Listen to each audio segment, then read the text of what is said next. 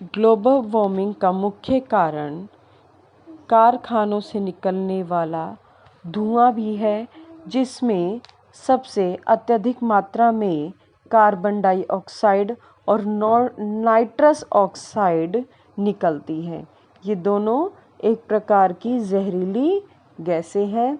इसी से ही green house प्रभाव, जिसे हम अंग्रेजी में कहते हैं ग्रीन हाउस इफेक्ट, बनता है और पृथ्वी के गर्माने की मुख्य वजह भी यही है। तो हम आगे पाठ आरंभ करते हैं। अब ब्रिटेन के वैज्ञानिक पीटर बाथमस ने अपने शोध यानी रिसर्च में सितंबर 2016 तक आर्कटिक के 10 लाख वर्ग किलोमीटर से भी कम क्षेत्र में बर्फ बचने की संभावना व्यक्त की है। यानी वे कहते हैं कि धीरे धीरे बर्फ सागर का रूप ले लेगी और बर्फ पिघलती जाती जा रही है। आर्कटिक से बर्फ खत्म होने से वैश्विक तापमान में वृद्धि होगी। यानी जो संपूर्ण संसार है, पृथ्वी है, उसका तापमान बढ़ेगा और जलवायु में अचानक बदलाव आ जाएगा। इससे पूर्व करीब 1 लाख वर्ष पहले आर्कटिक से बर्फ गायब हो गई थी। यानी कहने का तात्पर्य, जब एक एस्टेरॉयड पृथ्वी से टकराया था और कहा जाता है कि जब डायनासोरों का खात्मा हुआ था, उसी समय ही बर्फ गायब हो गई थी, इतना तापमान बढ़ गया था।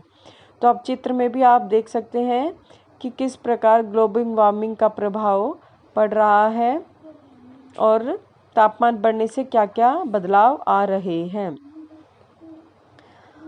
धरती का तापमान बढ़ने के जिम्मेदार हम स्वयं हैं। भौतिक यानी फिजिकल सुख सुविधा के साधनों को जुटाने के लिए, यानी हम अपनी सुख सुविधाओं को जुटाने के लिए ऊर्जा के स्रोतों का अत्यधिक प्रयोग करते हैं। जैसे मशीनरी हो गई, कार्स हो गई, गाड़ियाँ हो गई, इनका हम अधिक से अधिक प्रयोग करते हैं। इससे वायुमंडल में,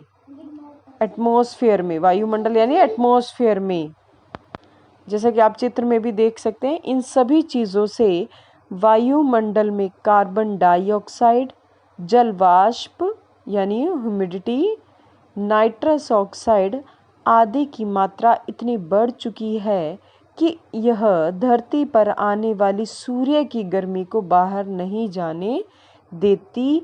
इसे वैज्ञानिक ग्रीन हाउस प्रभाव कहते हैं। पृथ्वी के गर्माने की मुख्य वजह यही है। तो आप जान गए हैं कि पृथ्वी गर्म क्यों हो रही है। भविष्य में जलवायु परिवर्तन यानी तापमान के उतार चढ़ाव का अनुमान लगाने के लिए संयुक्त राष्ट्र संघ यानी यूएनओ ने वर्ष 1988 में एक वैज्ञानिक दल का गठन किया था।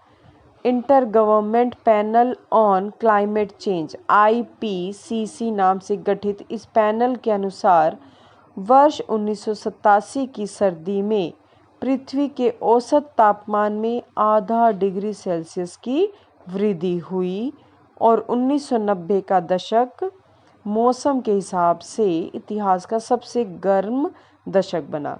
अब आपने 2 चित्र देखे जिसमें पेरिस जलवायु समझौते, जो कि यूएनओ द्वारा ही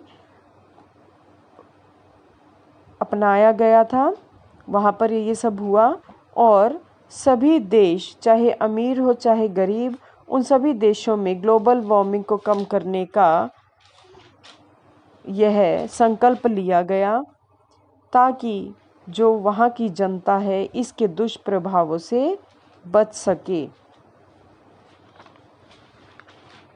और उनमें यह सोचा गया कि जो सोलर ऊर्जा है उसका अधिक से अधिक उपयोग किया जाए।